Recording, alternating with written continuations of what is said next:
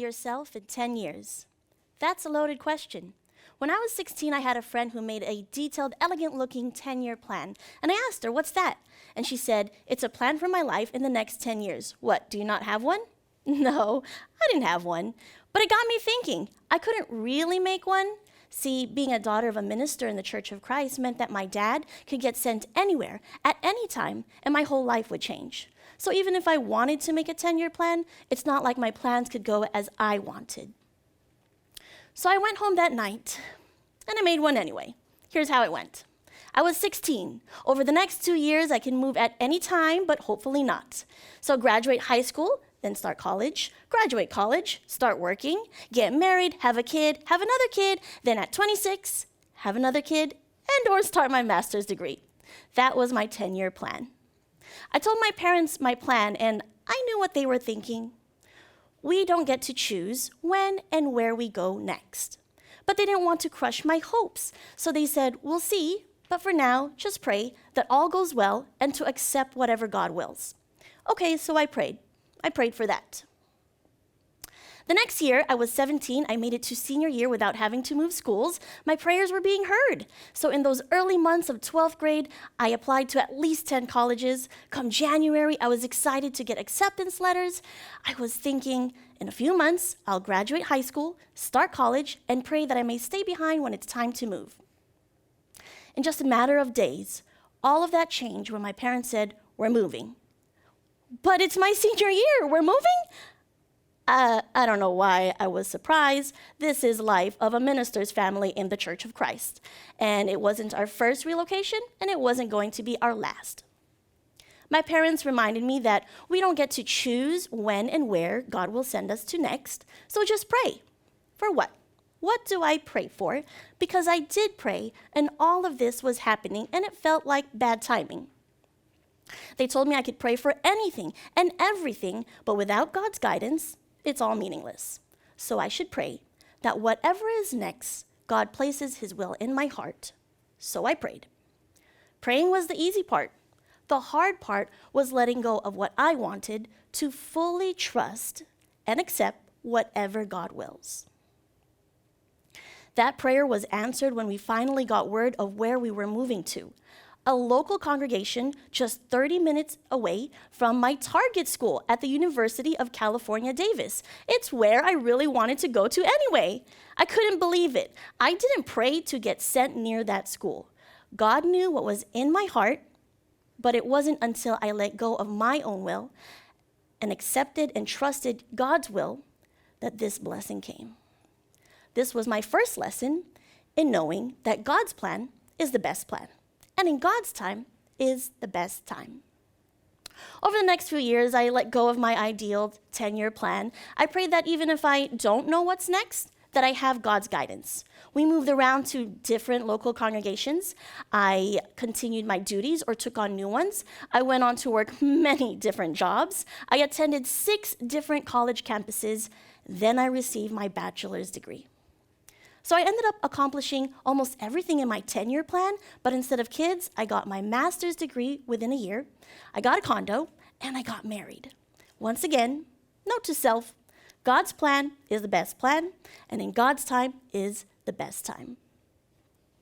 After all that, I didn't think about making another 10-year plan, but I knew some of the things that I wanted next in life, like being a great partner as a wife to my husband, being good in my career, keeping up with church duties. Basically, I wanted to be an exemplary role model to my one day, someday children. But adulting is so hard. It didn't feel right complaining and struggling despite being so blessed with everything that I prayed for. Not to mention being so blessed in a world that just keeps getting darker with all the things going on. It's no wonder many think this world is too hectic or crazy to bring a child into. So I started to think that way until I got pregnant. The night before my first sonogram in my usual personal devotional prayer, I took time to ask for a healthy heartbeat to appear because I knew that there are chances of complications, like how my own mom had 2 miscarriages. So I prayed and pleaded for a healthy heartbeat. And maybe 2 for twins if it isn't against God's will. So the next day, when the doctor said, that's a surprise, I thought, oh no, surprise could be a bad thing. I waited for more words to come out of the doctor's mouth. She turned the screen and said, look, there are 2 of them. I yelped for joy.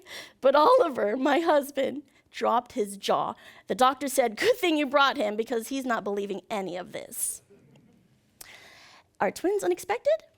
I replied, well, sort of. I kind of prayed for it last night.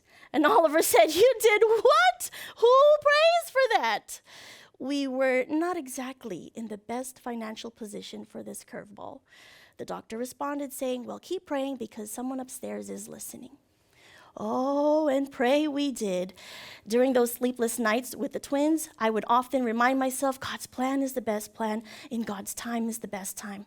God's plan is the best plan. In God's time is the best time. Especially during those newborn nights when I'd ask Oliver to take over or come home early from work. And he'd say, honey, you prayed for this. You stick it out.